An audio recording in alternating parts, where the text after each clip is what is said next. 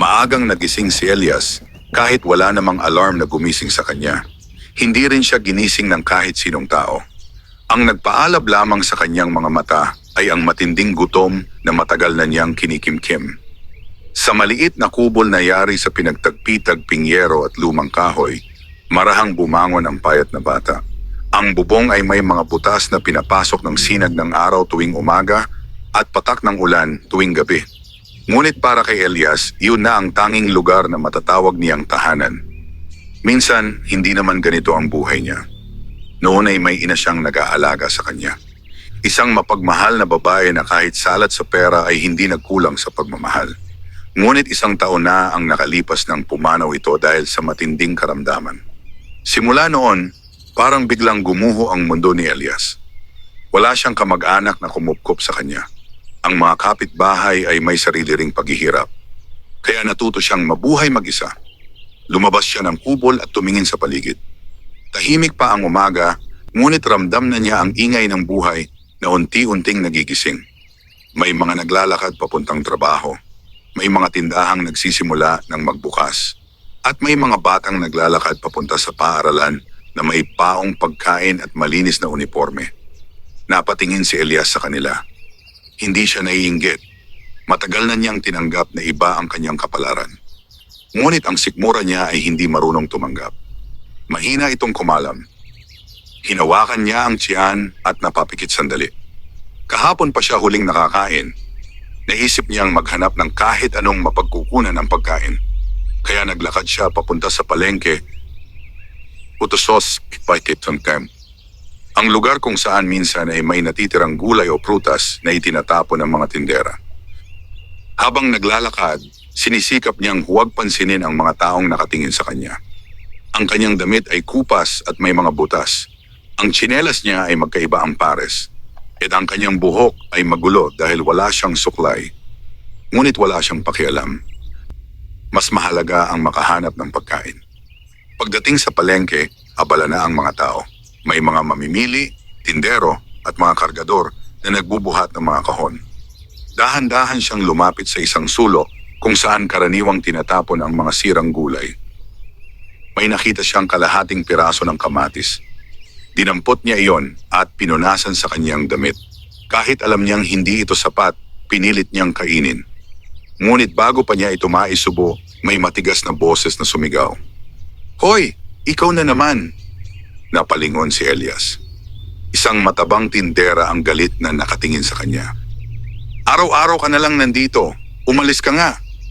Agad niyang binitawan ang kamatis at napaatras. Hindi siya sumagot. Hindi rin siya nagalit. Sanay na siya sa ganoong trato. Tahimik siyang naglakad palayo. Hindi niya namalayang napadpad na siya sa gilid ng isang mahabang kalsada kung saan kakaunti ang dumadaan.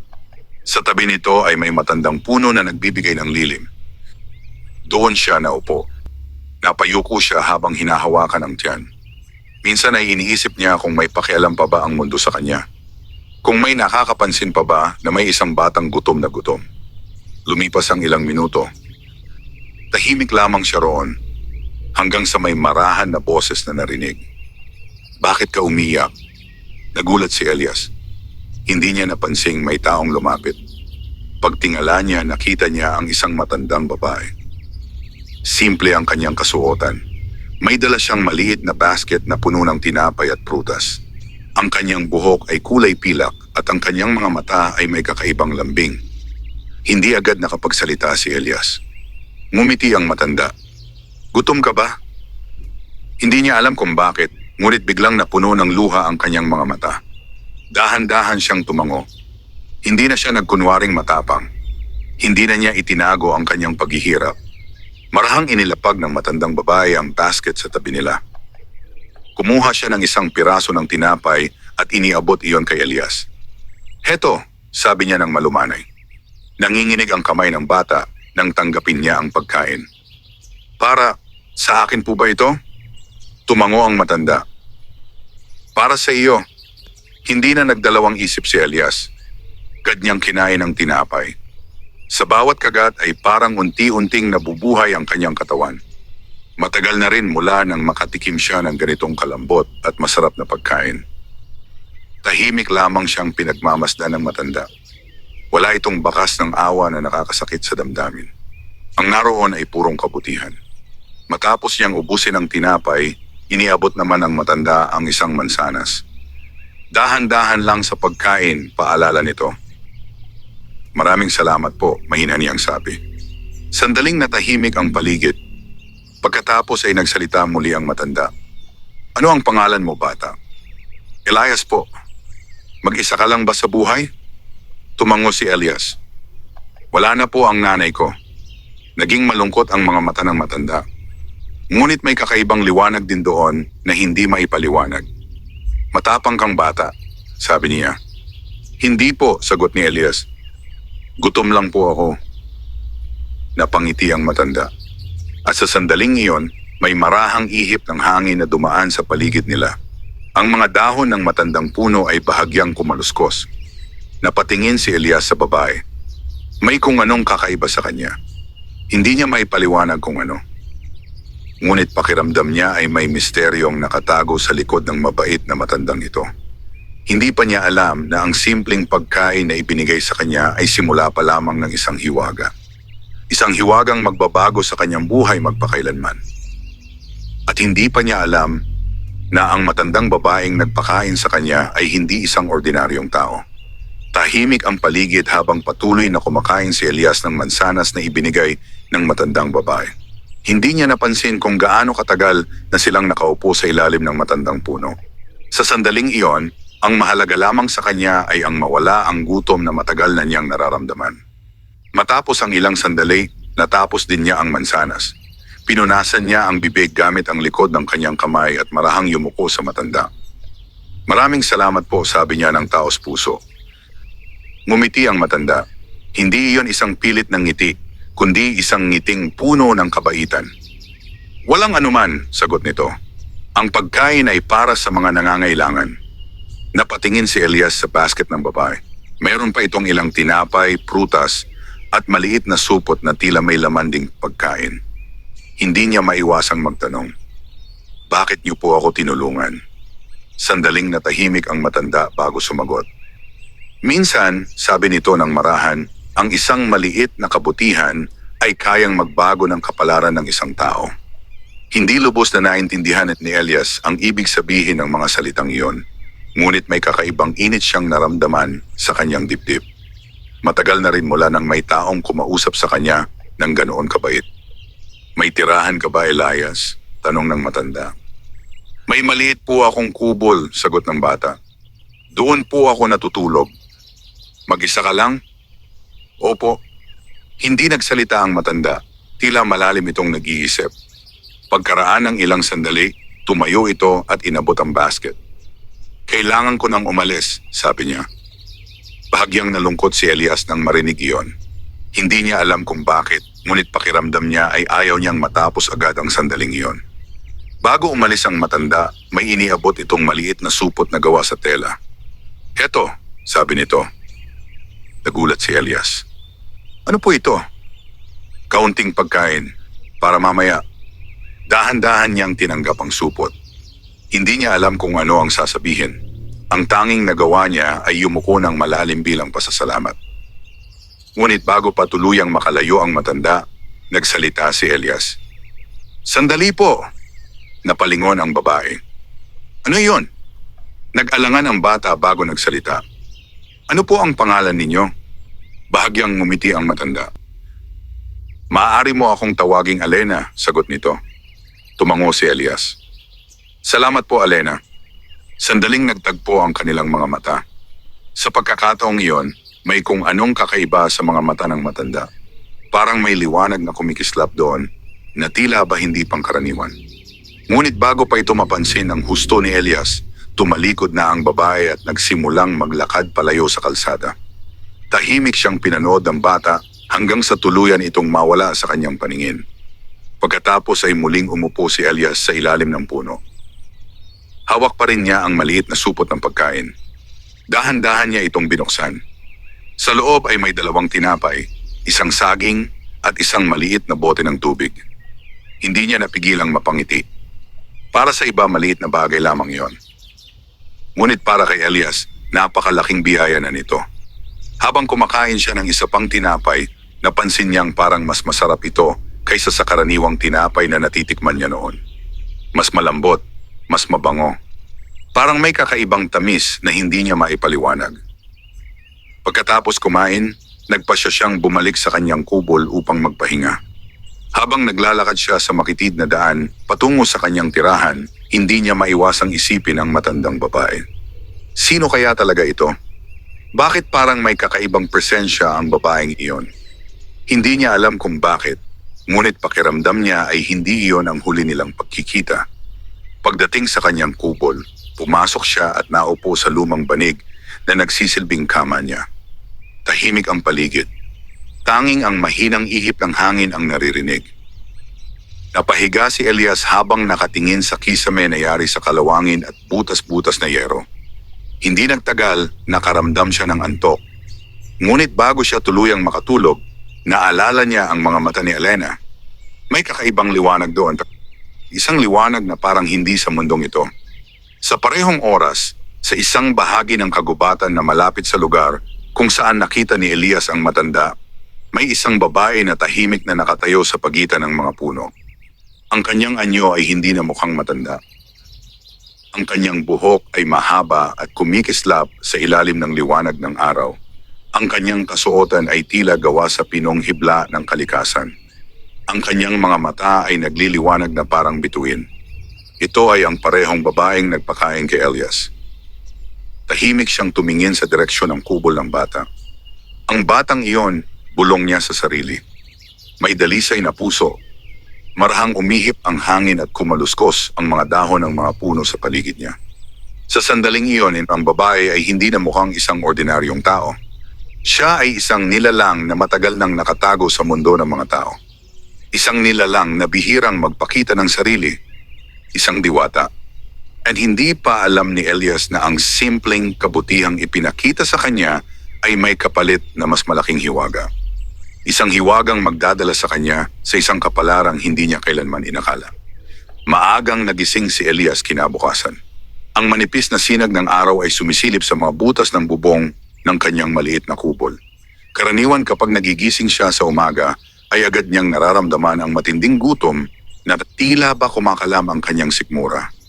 Ngunit sa pagkakataong iyon, iba ang kanyang pakiramdam. Hindi siya ganoong kagutom tulad ng nakasanayan. Marahil ay dahil sa pagkain na ibinigay sa kanya ng matandang babae kahapon. Dahan-dahan siyang bumangon mula sa lumang banig at lumabas ng kubol. Ang hangin sa umaga ay malamig at sariwa. Sa di kalayuan ay naririnig niya ang mahinang ingay ng mga taong nagsisimula na namang magtrabaho para sa panibagong araw. Naglakad siya papunta sa maliit na sapa na malapit sa kanyang tirahan upang maghilamos. Doon siya madalas kumuha ng tubig. Habang nakayuko siya at hinuhugasan ang kanyang muka, biglang pumasok sa isip niya ang matandang babaeng nagpakain sa kanya. Si Elena. Hindi niya alam kung bakit, ngunit parang hindi ito maalis sa kanyang isip. May kakaibang pakiramdam siyang nararamdaman tuwing naaalala niya ang babae. Parang may misteryo. Parang may lihim na hindi pa niya nauunawaan. Pagkatapos maghilamos, bumalik siya sa kanyang kubol.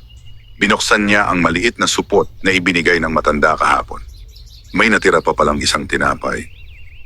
Napangiti si Elias. Maingat niyang kinain ang natitirang pagkain, sinisikap na pahabain ang bawat kagat. Pagkatapos kumain, naisip niyang muling pumunta sa lugar kung saan niya nakita si Elena. Hindi niya alam kung bakit, ngunit umaasa siyang baka makita niya itong muli. Kaya naglakad siya papunta sa kalsadang may matandang puno. Tahimik ang paligid nang makarating siya roon. Ang puno ay nakatayo pa rin, nagbibigay ng lilim tulad ng kahapon. Umupo si Elias sa ilalim nito. Lumipas ang ilang minuto. Wala siyang nakitang kahit sino. Unti-unti siyang nakaramdam ng kaunting lungkot. Marahil ay hindi na niya makikita ang matandang babae. Ngunit habang siya ay nakayuko, may isang pamilyar na tinig ang nagsalita. Maaga kang nagising, bata. Mabilis na napatingala si Elias. Nanlaki ang kanyang mga mata. Nakatayo sa harap niya ang parehong matandang babae. Si Elena. May dala na naman itong maliit na basket. Napangiti si Elias, tila ba biglang lumiwanag ang kanyang umaga. Alena, mahina siyang natawa. Parang hinihintay mo ako. Namula si Elias ng kaunti. Hindi po, pero umaasa po ako na makita kayo ulit. Umupo ang matanda sa tabi niya. Kumain ka na ba? Tanong nito. Opo, may natira pa pong tinapay na ibinigay ninyo kahapon. Tumango ang babae. Magaling. Pagkatapos ay kumuha siya ng maliit na supot mula sa basket at iniabot iyon kay Elias. Para sa iyo ulit. Nagulat ang bata. Hindi na po kailangan, ngunit marahang inilagay ng matanda ang supot sa kanyang kamay. Kapag may kakayahan kang tumulong, tumulong ka. Kapag ikaw naman ang nangangailangan, tanggapin mo ang tulong. Tahimik na tumango si Elias. Sa sandaling iyon, napansin niya ang isang bagay. May maliit na ibon na lumipad at dumapo sa sanga ng puno sa itaas nila. Ngunit sa halip na matakot sa presensya ng tao, tila ba mas lalo itong lumapit sa matandang babae. Napansin niyo ni Elias. Parang hindi po natatakot ang mga hayop sa inyo. Napangiti si Alena. Minsan, nararamdaman ng mga hayop kung sino ang may mabuting puso. Hindi alam ni Elias kung bakit, ngunit pakiramdam niya ay parang may mas malalim pang kahulugan ang mga salitang iyon. Tahimik silang naupo roon ng ilang sandali. Pagkatapos ay nagsalita muli ang matanda. Elias, may pangarap ka ba? Napaisip ang bata. Matagal na panahon na rin mula nang tanungin siya ng ganoong bagay. Gusto ko po sanang magkaroon ng buhay na hindi na kailangang matulog ng gutom. Simple lamang ang sagot niya. Ngunit ramdam sa kanyang boses ang bigat ng kanyang pinagdaanan. Hindi agad nagsalita si Alina. Ngunit ang kanyang mga mata ay puno ng awa at pag-unawa. Ang buhay, sabi niya ng marahan, ay puno ng mga bagay na hindi natin inaasahan. Tumayo siya at inayos ang kanyang basket. Magkikita pa tayo muli, Elias. Tumango ang bata. Salamat po ulit. Ngunit bago tuluyang umalis ang matanda, napansin ni Elias ang kakaibang bagay. Saglit na kumislap ang paligid ng babae habang tinatamaan ito ng sinag ng araw. Hindi niya maipaliwanag, ngunit parang may liwanag na lumitaw sa kanyang paligid. Isang liwanag na tila ba hindi pangkaraniwan. Napakurap si Elias. At nang muli siyang tumingin, normal na ulit ang lahat. Nagpatuloy lamang sa paglalakad si Alena hanggang sa mawala sa kanyang paningin. Nanatiling nakaupo si Elias sa ilalim ng puno. Hindi niya alam kung imahinasyon lamang iyon. Ngunit sa kanyang puso pakiramdam niya ay may kakaibang hiwagang nakapaligid sa matandang babaeng iyon. Isang hiwagang unti-unting nahahayag. At sa mga darating na araw, mas lalo pa niyang matutuklasan ang katotohanan tungkol sa babaeng nagpakain sa kanya. Isang katotohanang magbabago sa kanyang buhay. Mula sa araw na iyon, naging bahagi na ng umaga ni Elias ang pagpunta sa matandang puno sa gilid ng kalsada. Hindi niya alam kung bakit, ngunit tila ba may kakaibang lakas na humihila sa kanya patungo roon. Hindi naman palaging naroon si Alina. May mga araw na naghihintay siya roon nang matagal ngunit walang dumarating. Ngunit kahit ganoon, patuloy pa rin siyang bumabalik sa lugar na iyon. Marahil dahil iyon ang unang lugar kung saan naramdaman niyang may nagmalasakit sa kanya matapos ang mahabang panahon. Sa isang umaga na bahagyang maulap ang langit, muling nagpunta si Elias sa ilalim ng puno. Tahimik siyang umupo sa lupa habang pinagmamasdan ang mga dahong bahagyang gumagalaw sa ihip ng hangin. Lumipas ang ilang minuto. Tulad ng inaasahan niya, may pamilyar na boses na muling narinig. Parang nakasanayan mo na ang lugar na ito. Napangiti si Elias bago pa man siya lumingon. Si Alena na naman iyon. May dala pa rin itong basket tulad ng dati. Magandang umaga po, bati ni Elias. Magandang umaga rin, sagot ang matanda habang nauupo sa tabi niya. May inilabas itong maliit na tinapay mula sa basket at iniabot sa bata. Para sa iyo. Tulad ng dati, nahihiyaman na itinanggap iyon ni Elias. Ngunit sa pagkakataong iyon ay hindi siya agad kumain. Sa halip ay tumingin muna siya sa babae. Bakit niyo po ako palaging tinutulungan? Hindi ka agad sumagot si Alina. Sa halip ay tumingin muna ito sa malayo. Tila ba may inaalala o iniisip. Pagkatapos ay marahang nagsalita. May mga tao sa mundong ito na nakakakita ng kabutihan kahit sa gitna ng paghihirap. Hindi lubos na naunawaan ni Elias ang sagot, ngunit tahimik lamang siyang nakinig. Ang isang taong may mabuting puso patuloy ng babae ay bihira. Napatingin siya sa bata. Katulad mo. Nagulat si Elias. Ako po. Tumango ang matanda. Hindi mo ba naaalala? Napakunot ang noo ni Elias. Ang alin po? Ang araw na una kitang nakita. Napaisip ang bata. Nang araw na iyon, gutom na gutom siya at nakaupo sa ilalim ng punong iyon. Ngunit may isa pang pangyayari na naalala niya. Isang maliit na aso ang noon ay gumagala sa paligid. Payat ito at tila matagal na ring hindi nakakain. Sa kabila ng kanyang gutom, hinati ni Elias ang maliit na kamatis na hawak niya at ibinigay ang kalahati sa aso. Hindi niya iyon pinansin noon dahil pakiramdam niya ay normal lamang ang ginawa niya. Ngunit malinaw pala itong nakita ni Elena. Hindi ka pa kumakain noon, sabi ng matanda. Ngunit nagawa mo pang magbahagi sa isang hayop na mas gutom pa sa iyo. Tahimik si Elias. Hindi niya alam kung ano ang sasabihin. Ang kabutihan, dagdag ng babae, ay hindi nasusukat sa dami ng mayroon ka. Nasusukat ito sa kung gaano mo kayang magbigay kahit kaunti lamang ang hawak mo. Marahang yumuko si Elias. Hindi niya inakala na may nakapansin sa maliit na ginawa niya noon. Sa sandaling iyon, may mahinang hangin na muling dumaan sa paligid nila. Napansin ni Elias na ang mga dahon ng puno ay tila mas malakas ang pagkilos kaysa sa karaniwang ihip ng hangin. Kasabay nito ay may kakaibang pakiramdam na bumalot sa paligid. Tahimik ngunit mahiwaga. Napatingin si Elias kay Elena. Sa sandaling iyon, tila ba nagbago ang aura ng matandang babae. Hindi niya maipaliwanag, ngunit parang may kakaibang liwanag na nakapaligid dito. Napakurap siya. At muli, bumalik sa normal ang lahat. Elias, sabi ni Elena matapos ang ilang sandali. Opo? Kung may pagkakataon kang baguhin ang iyong buhay, tatanggapin mo ba ito? Hindi agad sumagot ang bata. Sa kanyang murang edad, marami na siyang naranasang hirap. Ngunit hindi siya kailanman nagkaroon ng pagkakataong baguhin ang kanyang kapalaran. Hindi ko po alam kung paano mangyayari yon, sagot niya. Pero kung may pagkakataon, gusto ko pong subukan. Ngumiti ang matanda. Isang ngiting tila pa may alam na lihim na hindi pa handang ipaalam. Maghintay ka lamang, sabi niya. Ang kapalaran ay may kakaibang paraan ng pagdating. Tumayo si Elena at muling inayos ang kanyang basket. Ngunit bago siya tuluyang umalis, may iniabot siyang maliit na bagay kay Elias. Isang piraso ng kahoy na hugis bilog na parang palawit. Ingatan mo ito, sabi niya. Tinanggap iyon ni Elias at pinagmasdan. Simple lamang itong tingnan, ngunit may kakaibang pakiramdam kapag hinahawakan niya ito. Para saan po ito? Tanong niya. Ngunit ngumiti lamang si Elena. Darating ang araw na mauunawaan mo. Pagkatapos ay tahimik na siyang naglakad palayo. Matagal na pinagmamasdan ni Elias ang maliit na palawit na hawak niya.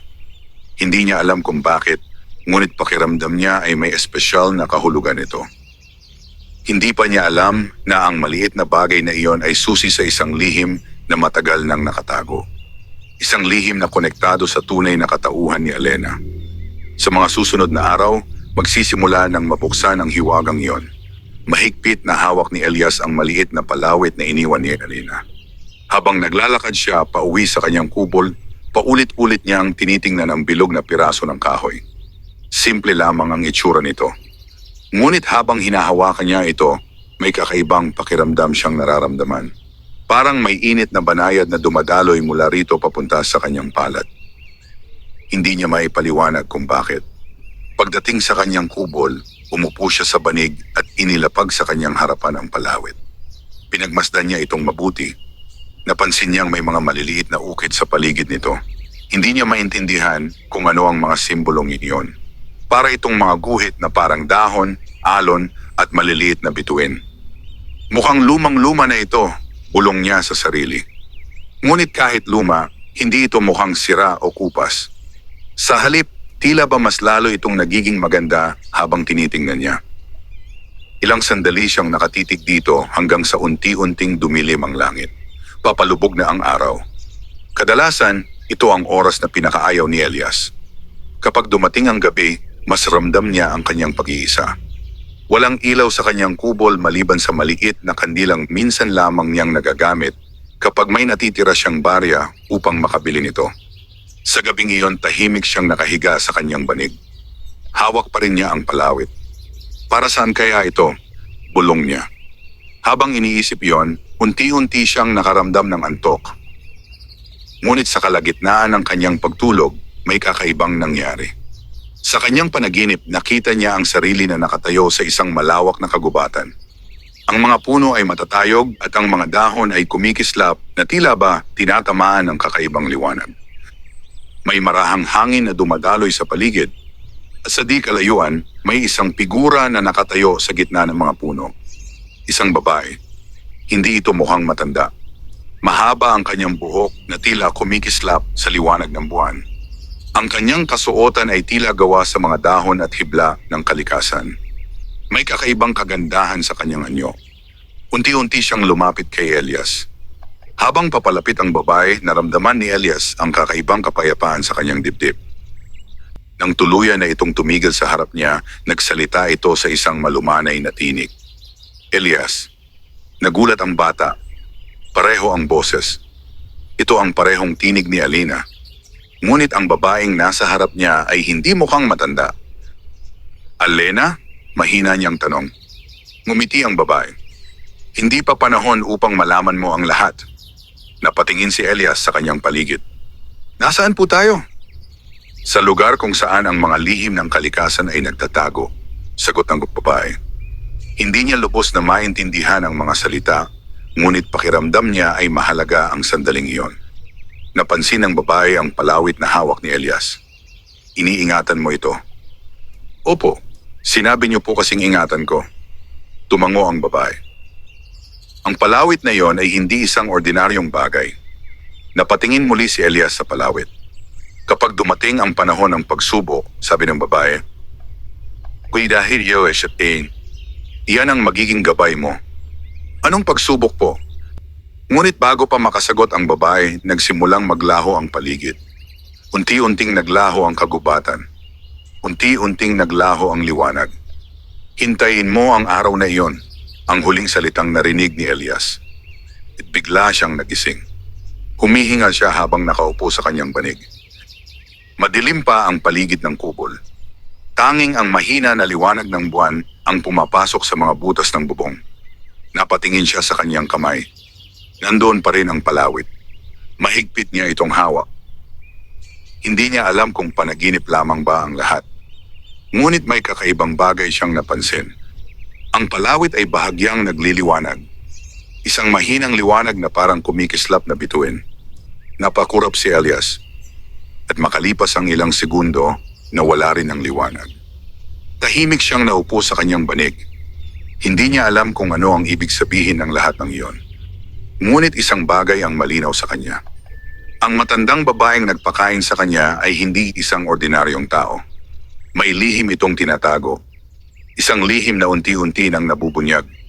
At ang maliit na palawit na hawak niya ay tila may kaugnayan sa hiwagang iyon. Hindi pa niya alam na ang panaginip na iyon ay simula pa lamang ng mas malalim na misteryo. Isang misteryong maglalagay sa kanya sa gitna ng isang kapalarang hindi niya kailanman inakala. Madaling araw nang muling magising si Elias. Ang panaginip na kanyang naranasan ay sariwa pa rin sa kanyang isipan. Kahit ilang beses niyang ipikit at iminulat ang kanyang mga mata, hindi mawala sa kanyang alaala ang kagubatan, ang kakaibang liwanag, at ang babaeng kahawig ni Alena, ngunit hindi na mukhang matanda. Tahimik siyang naupo sa kanyang banig. Mahigpit pa rin niyang hawak ang palawit. Pinagmasdan niya itong mabuti sa mahinang liwanag ng umaga na pumapasok sa mga butas ng bubong ng kubol. Mukha itong normal. Isang simpleng bilog na kahoy na may mga ukit. Ngunit malinaw sa kanya na hindi ito pangkaraniwang bagay. Naalala niya ang sinabi sa kanyang panaginip. Kapag dumating ang panahon ng pagsubok, iyon ang magiging gabay mo. Hindi niya alam kung ano ang ibig sabihin ng mga salitang iyon. Ngunit sa kaibuturan ng kanyang puso, naramdaman niyang may mangyayaring kakaiba sa araw na iyon. Lumabas siya ng kubol upang maghilamos sa sapa. Ang hangin ay malamig at sariwa, ngunit tila ba mas tahimik ang paligid kaysa sa karaniwan. Habang nakayuko siya sa tubig, napansin niyang may anino na dumaan sa likuran niya. Mabilis siyang napalingon, ngunit wala siyang nakita. Napakunot ang noo ni Elias. Siguro imahinasyon ko lang, bulong niya sa sarili. Pagkatapos maghilamos, nagpasya siyang pumunta muli sa matandang puno kung saan niya madalas makita si Elena. Habang naglalakad siya sa makitid na daan, napansin niyang may 3 lalaki na nakatayo sa gilid ng kalsada. Hindi niya sila kilala. Ngunit ang kanilang itsura ay hindi maganda. Madungis ang kanilang mga damit at tila ba may masamang balak ang mga ngiti sa kanilang mukha. Nang mapansin nila si Elias, nakita nagkatinginan ang 3.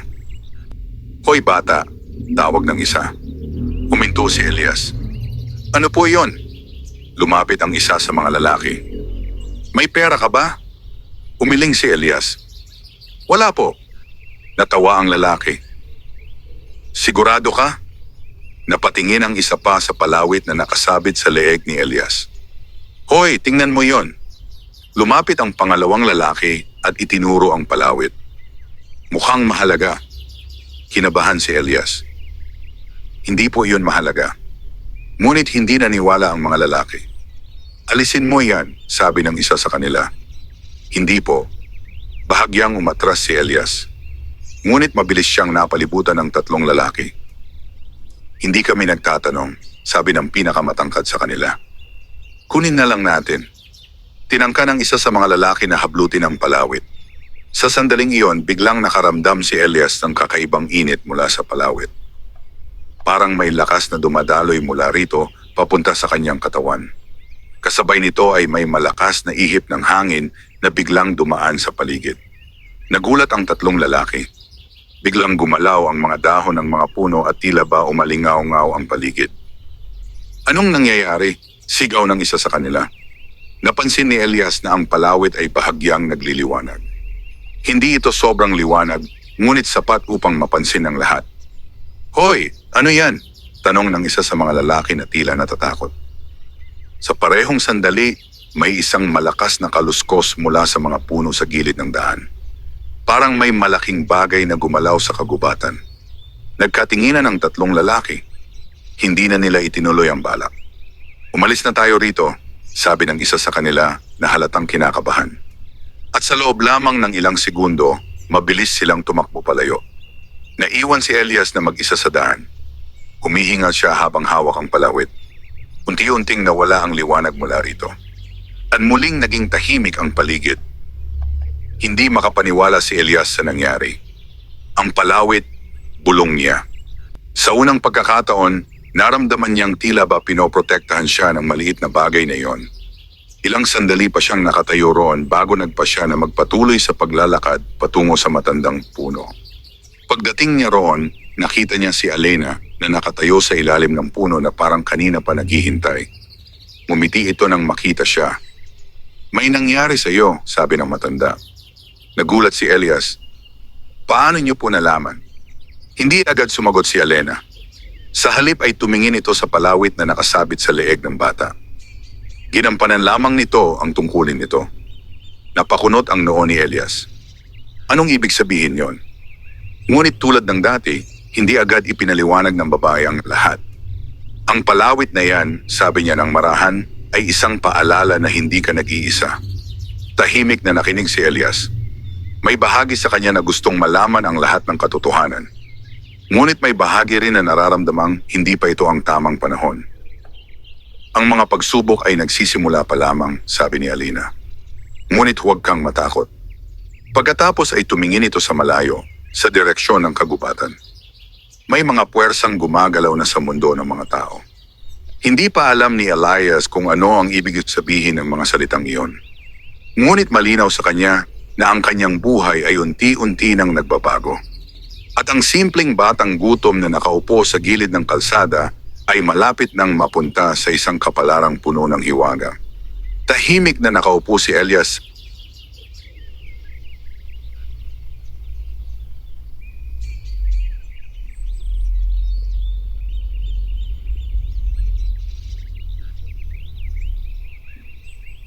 ilalim ng matandang puno habang iniisip ang mga nangyaring kanina. Hanggang ngayon ay hindi pa rin siya makapaniwala sa nangyari sa kalsada. Ang tatlong lalaking balak kumuha ng kanyang palawit ay biglang natakot at tumakbo palayo kasabay ng kakaibang ihip ng hangin at pagliwanag ng palawit. Hindi yon pangkaraniwan. Sigurado siya roon. Sa kanyang tabi ay nakatayo si Alena, tahimik na pinagmamasdan ang malawak na kagubatan sa di kalayuan. Ang kanyang mukha ay payapa, ngunit sa kanyang mga mata ay may lalim na tila ba marami siyang alam na hindi pa niya sinasabi. Alena, mahina niyang tawag. Napalingon ang matanda sa kanya. Opo, ang palawit po ba talaga ang dahilan kung bakit sila natakot? Sandaling natahimik si Alena. Pagkatapos ay marahan itong naupo sa tabi ng bata. Hindi lamang ang palawit, sagot niya. Kung hindi po, Hindi agad sumagot ang babae. Sa halip ay tumingin muna siya sa paligid, lalo na sa kagubatan na tila ba may binabantayan. Pagkatapos ay muling tumingin kay Elias. May mga bagay sa mundong ito na hindi nakikita ng karamihan, sabi niya. Mga bagay na matagal nang umiiral bago pa man dumating ang mga tao sa mga lugar na ito. Tahimik na nakinig si Elias. Ang kagubatan na iyon, itinuro ni Alena ang malawak na kakahuyan, ay hindi lamang basta kagubatan. Napatingin si Elias sa direksyon na itinuro ng babae.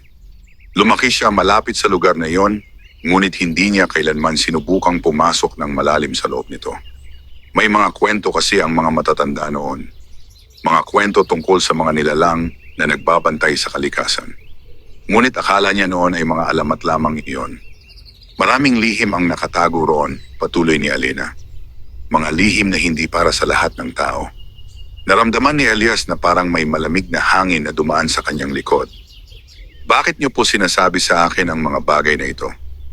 Ngumiti si Alena. Dahil hindi ka katulad ng iba. Naguluhan si Elias. Ako po ay isang simpleng bata lamang. Hindi, marahang sagot ng babae. Mas higit pa roon. Tahimik ang paligid habang nagsasalita si Alena. Ang mga dahon ng puno ay bahagyang gumagalaw sa hangin at ang mga ibon ay tila ba tahimik na nakikinig. Ang palawit na ibinigay ko sa iyo, sabi niya, ay isang sinaunang bagay. Nanlaki ang mata ni Elias. Sinauna? Tumango ang babae. Ito ay ginawa upang protektahan ang taong may dalisay na puso. Napatingin si Elias sa palawit na nakasabit sa kanyang leeg. Hindi niya inakala na ang simpleng bagay na iyon ay may ganoong kahalagahan. Pero bakit po ako? Muling napangiti si Alena. Dahil nakita ko kung sino ka. Naalala ni Elias ang araw na ibinahagi niya ang kalahati ng kanyang pagkain sa isang gutom na aso.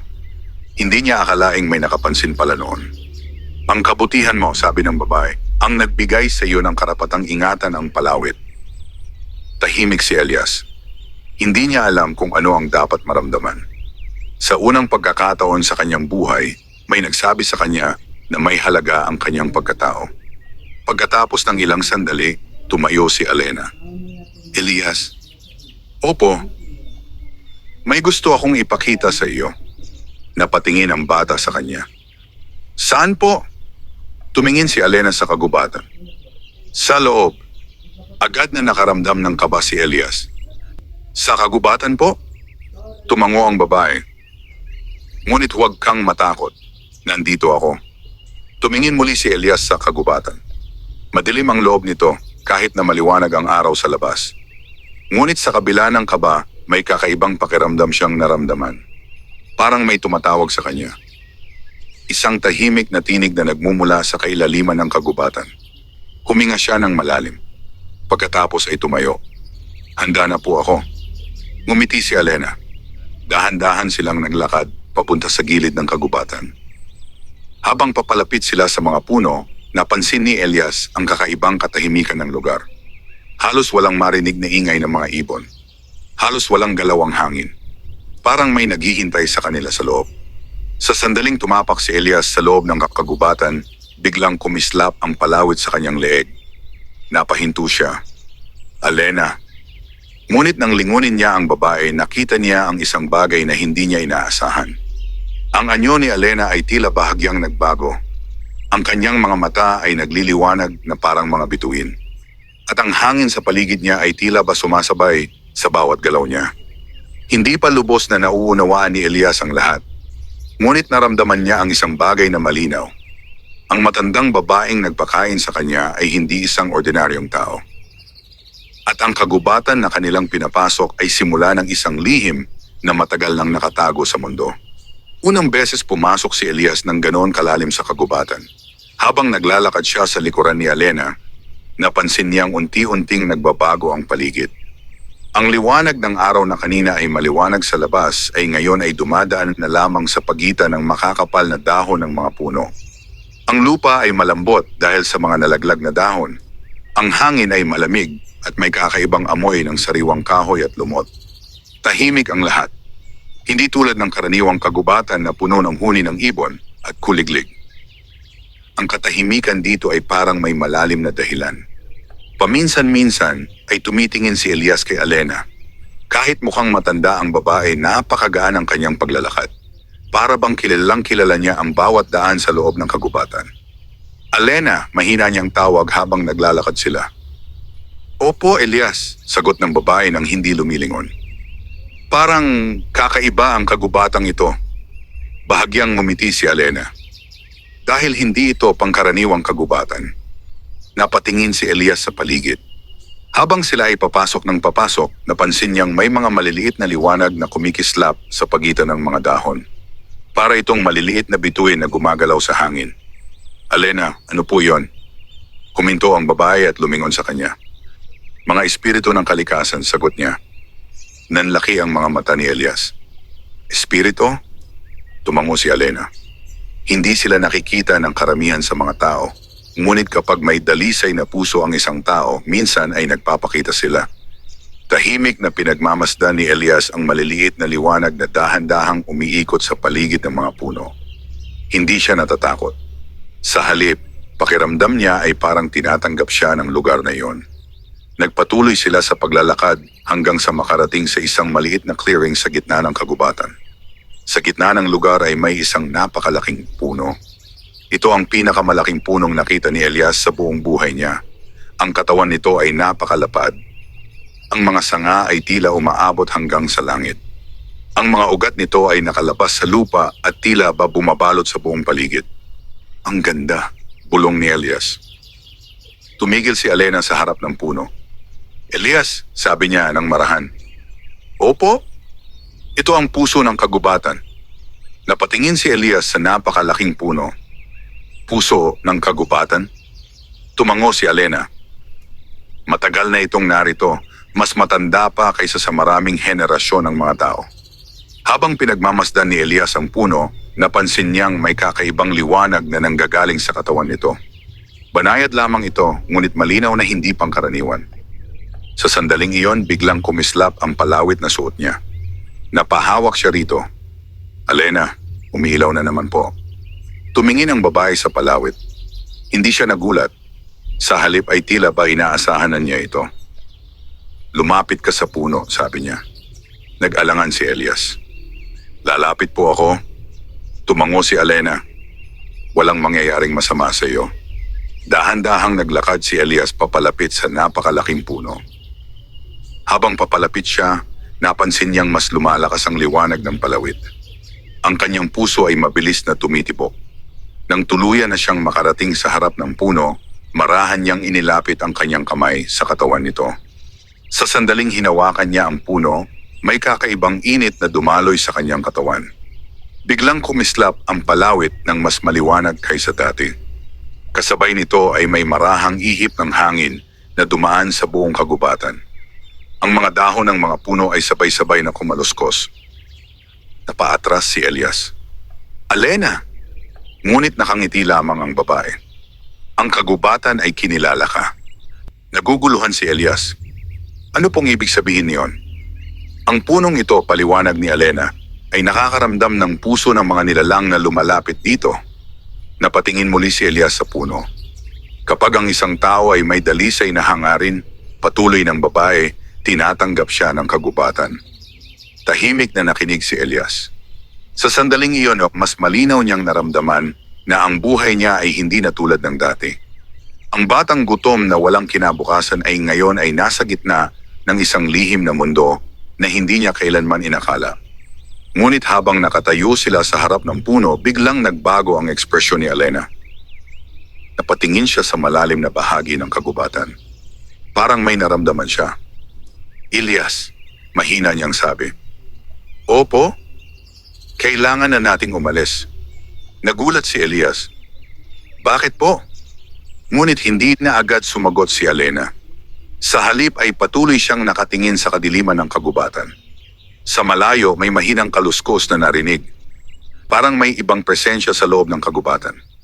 Isang presensya na hindi kasing payapa ng mga espiritu ng kalikasan. At sa unang pagkakataon, may bakas ng pag-aalala sa mukha ni Alina. Nanatiling tahimik si Elias habang nakatingin si Elena sa madilim na bahagi ng kagubatan. Ang kaninang payapang paligid ay tila biglang nagbago. Ang mahinang hangin na dumadaloy sa pagitan ng mga puno ay ngayon ay parang nagdadala ng babala. "Elena," mahina niyang tawag. Hindi agad sumagot ang babae. Sa halip ay patuloy itong nakatingin sa malayo, tila ba sinusubukang tukuyin kung saan nanggagaling ang kakaibang presensya. Ilang sandali pa ang lumipas bago siya muling nagsalita. "May nagmamasid sa atin." Nanlaki ang mga mata ni Elias. "Sino po?" Hindi agad sumagot si Elena. Ngunit sa kanyang mukha ay makikita ang seryosong ekspresyon na hindi pa nakikita ni Elias mula nang makilala niya ito. "May mga nilalang sa kagubatang ito na hindi palaging nagpapakita," sabi niya. "Hindi lahat sa kanila ay mapayapa." Napahigpit ang hawak ni Elias sa palawit na nakasabit sa kanyang leeg. Bigla niyang naalala ang sinabi ni Elena noon. Ang mga pagsubok ay nagsisimula pa lamang. Sa di kalayuan ay muling narinig ang kaluskos ng mga dahon. Mas malapit na ngayon. "Lumapit ka sa akin," sabi ni Alina ng mahina ngunit matatag ang boses. Agad na lumapit si Elias sa kanyang tabi. Tahimik silang nakatayo sa harap ng napakalaking puno habang nakatingin sa direksyon kung saan nanggagaling ang tunog. Makalipas ang ilang segundo, may isang anino na gumalaw sa pagitan ng mga puno. Isang matangkad na figura ang dahan-dahang lumabas mula sa kadiliman. Napatigil si Elias. Ang nilalang ay mukhang tao, ngunit hindi rin. Ang kanyang katawan ay matangkad at payat, at ang kanyang mga mata ay tila kumikislap sa dilim. Ang kanyang balat ay maputla at parang halos hindi tinatamaan ng liwanag. "Matagal na kitang hinahanap," sabi ng nilalang sa mababang tinig. Napatingin si Elias kay Elena. Ngunit hindi natakot ang babae.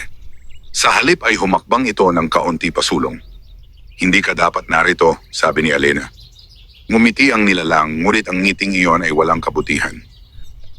"Ang kagubatan na ito ay hindi lamang sa iyo." Biglang lumakas ang ihip ng hangin. Napansin ni Elias na ang mga maliliit na liwanag na kanina ay gumagala sa paligid ng kagubatan ay nagsimulang maglaho. Parang sila ay natatakot.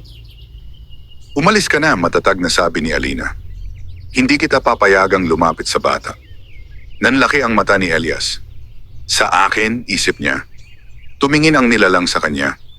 Ang mga mata nito ay tila nag-aaral sa kanya. "Siya ang may hawak ng palawit," sabi ng nilalang. "Ngayon ay naiintindihan ko na." Mas lalong humigpit ang hawak ni Elias sa palawit. Napansin iyon ng nilalang at ngumiti muli.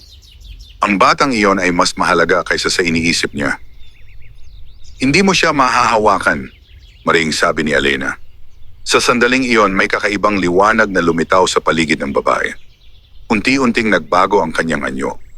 Ang kanyang likod na kanina ay bahagyang nakayuko ay ngayon ay tuwid at matatag. Ang kanyang mga mata ay nagliliwanag na parang mga bituin.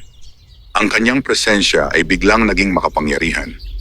Napatingin si Elias sa kanya ng may pagkamangha. "Elena!" Ngunit ang nilalang ay hindi nagulat. Sa halip ay tila ba inaasahan na niya ito.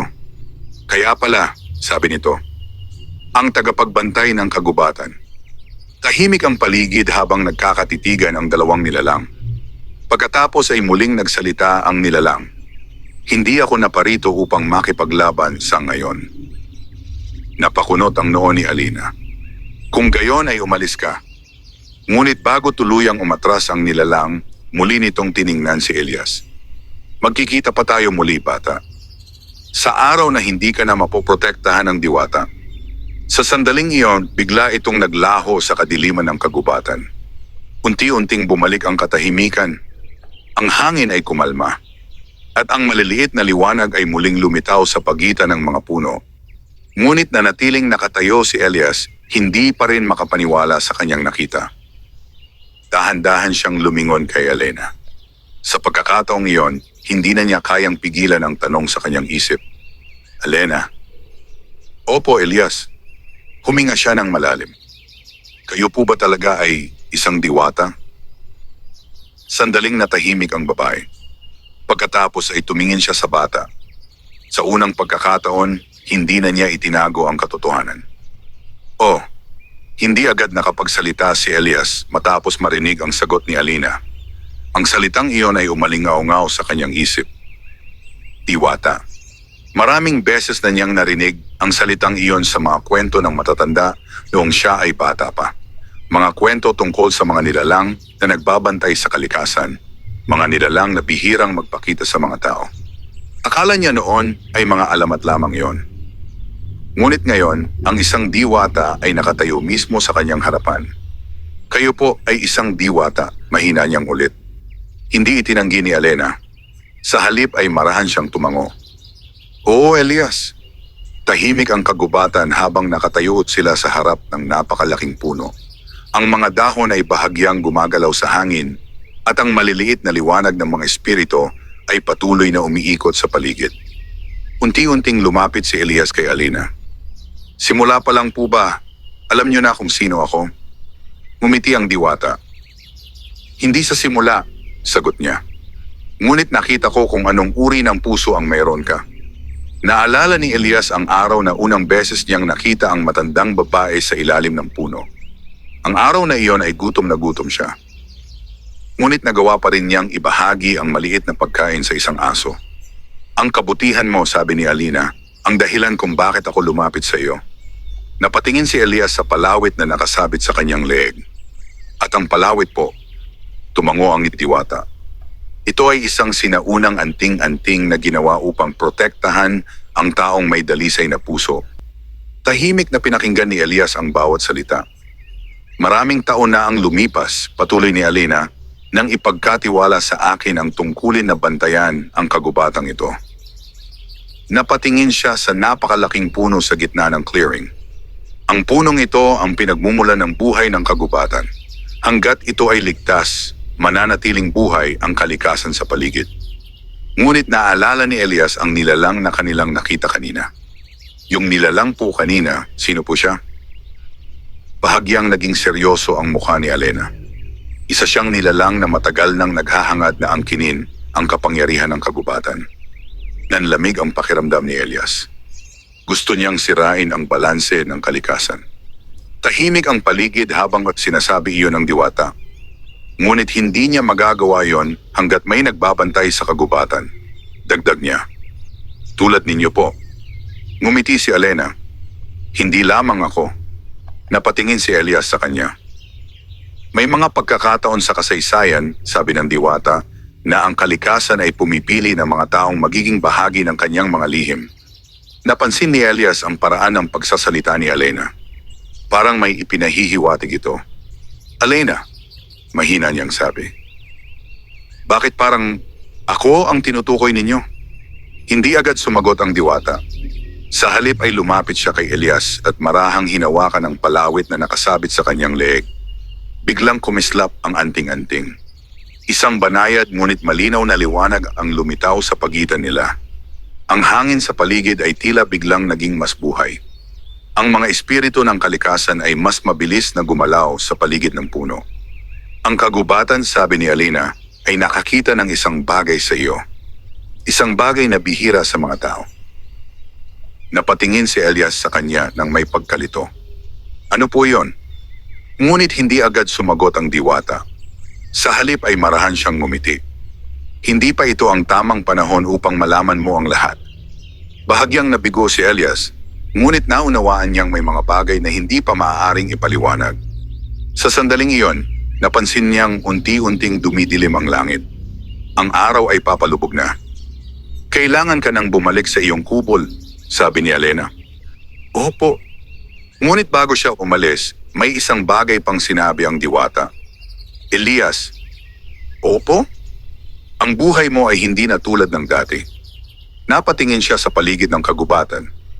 Ang mundong iyong nakilala ay simula pa lamang ng mas malaking hiwaga. Tahimik na tumango si Elias. Hindi pa rin niya lubos na nauunawaan ang lahat ng nangyayari.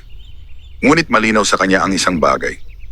Ang gutom na batang nakaupo noon sa gilid ng kalsada ay ngayon ay naging bahagi ng isang lihim na mundo na matagal nang nakatago sa mga tao. Isang mundong pinamumunuan ng kalikasan, mga espiritu at mga diwata.